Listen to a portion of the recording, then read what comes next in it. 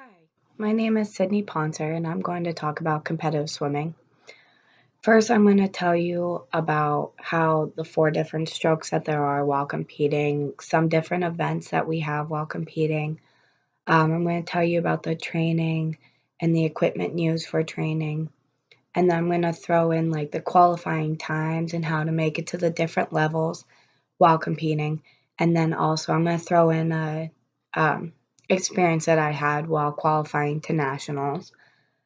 To start, some people think that competitive swimming, sorry, is just some sport that people swim back and forth and back and forth. It is way more in depth than that.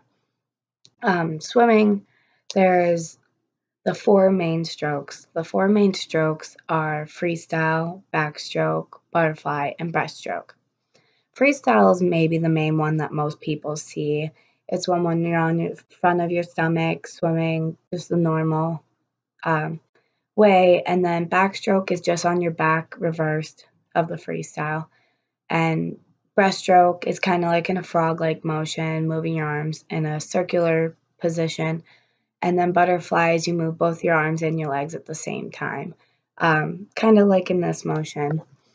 Freestyle is you can have there's different events. There's like the 50 freestyle, the 100 freestyle, 200 freestyle, 500 freestyle, 1,000 and a mile that you swim in competitive.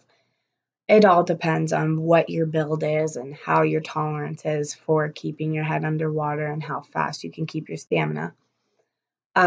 For backstroke, they are all the same. They all have backstroke, breaststroke, butterfly, freestyle. They all have 50s, 100s, 200s. There's also an IM where you do a 50 of the freestyle, backstroke, breaststroke, and butterfly.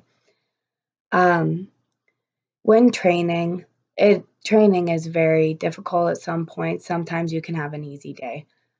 Training, we have kickboards, which help strengthen your legs. You have pull buoys, which helps strengthen your upper body because you put them in between your legs and you don't move your legs. With kickboards, you're holding onto the kickboard and just using your legs. There's also stamina cords. Stamina cords, you're hooked up to it, and then you have to push off the wall and try to sprint as fast as you can to see how far you can. It builds up your endurance and your stamina. Um, then there's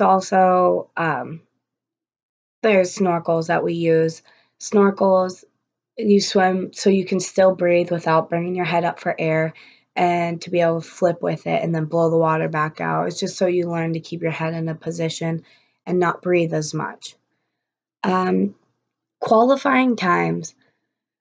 For each event, there's different times to go a certain speed. So there's your competitive meets, and then there's districts, and then you can go on to states, and then you can go on to nationals. Districts, sometimes you can just be put in an event or you have to qualify depending on how your teams are and how your district is. Our team, they actually put us into districts, and then while you are at districts, you need to hit qualifying times or place to be going into states.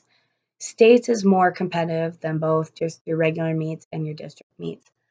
Um, then you have when you're at states and you place or anything, when you're at states and you place, there's a chance that you can make it to nationals, or you have to make the qualifying time to go to nationals. For me, my team and I, we were doing the 200 medley relay, which is all four strokes, and there's four of us. And we competed while at nationals. It was down in North Carolina. It was a very big meet where we got to meet Olympians and everything. We swam a pretty decent time, but not compared to what some people can pull. Um, it was a very great experience of mine.